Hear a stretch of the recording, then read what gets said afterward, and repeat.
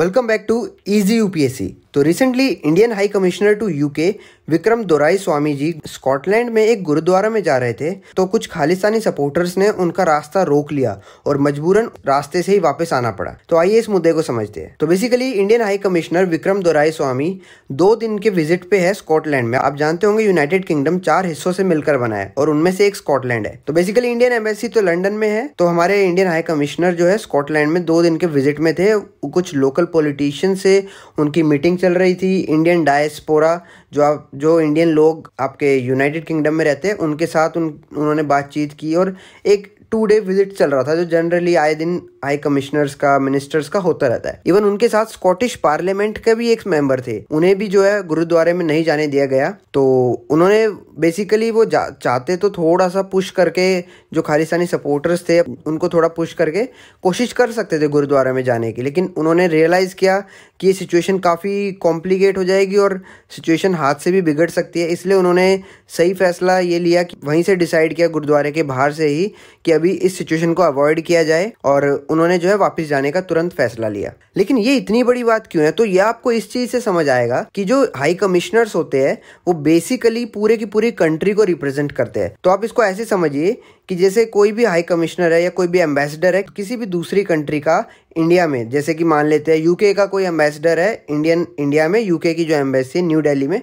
वहाँ पे यूके का एम्बेसडर है, तो वो इतना इंपॉर्टेंट होता है कि आप अगर रैंक ऑफ प्रेसिडेंस, एक जैसे गवर्नमेंट की एक रैंक होता है कि भाई मिनिस्टर्स को फर्स्ट रैंक पे इसको रखेंगे हम, सेकंड पे इसको, ये सबसे फर्स्ट पे आपको प्रेसिडेंट ऑफ इंडिया मिलेंगे। तो इस पूरी लिस्ट में आप देखेंगे कि आपको 9 नंबर पे मिलेंगे जजेस ऑफ सुप्रीम कोर्ट, जो एक काफ़ी इंपॉर्टेंट और रेप्यूटेटेड पोजीशन है। तो जजेस ऑफ हाई कोर्ट 9 पे है, लेकिन जो एम्बेसडर्स है इंडिया उनको रैंक 8 पे रखता है। तो आप समझ सकते हैं जजेस ऑफ सुप्रीम कोर्ट से भी एक रैंक ऊपर हम एम्बेसडर्स को ट्रीट करते हैं। तो इस लेवल की जो इंपॉर्टेंस है वो एम्बेसडर्स को दी जाती है। एक वो जब भी किसी फंक्शन में जाते हैं, जब भी वो आते हैं तो उन्हें चीफ मिनिस्टर्स तक उन्हें रिसीव करने जाते हैं, उनके लिए रेड कारपेट ट्रीटमेंट किया जाता है, इवन वीवीआईपीज की तरह उन्हें ट्रीट किया जाता है। इंडिया में तो इसी तरह से उन्हें ट्रीट किया जाता है। तो इतनी उनकी इंपॉर्टेंस होती है किसी भी दूसरी कंट्री में। लेकिन इंडिया तो इतने अच्छे से ट्रीट करता है हर कंट्री के एम्बेसडर्स को, लेकिन कुछ कंट्रीज में इंडियन एम्बेसडर्स को इस लेवल की सिक्योरिटी और आप कहें तो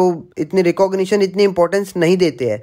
और जैसे आप देखेंगे कि यूके में ये काफ़ी बार ये चीज़ उठ के सामने आती है। यूके में अभी रिसेंटली 2023 की स्टार्टिंग में भी आप देखेंगे इंडियन एम्बेसी के बाहर जो इंडियन फ्लैग था उसे खालिस्तानी सपोर्टर्स ने नीचे कर दिया था और खालिस्तान का झंडा लहरा दिया था। वो सारी इंसिडेंट हुआ था, जिसके बाद इंडिया यूके में थोड़ी सी डिस्प्यूट भी शुरू हुआ था। इंडिया ने यूके के हाई कमीशन के बाहर से जो है बैरिकेड्स वगैरह हटा के सिक्योरिटी को कम कर दिया था।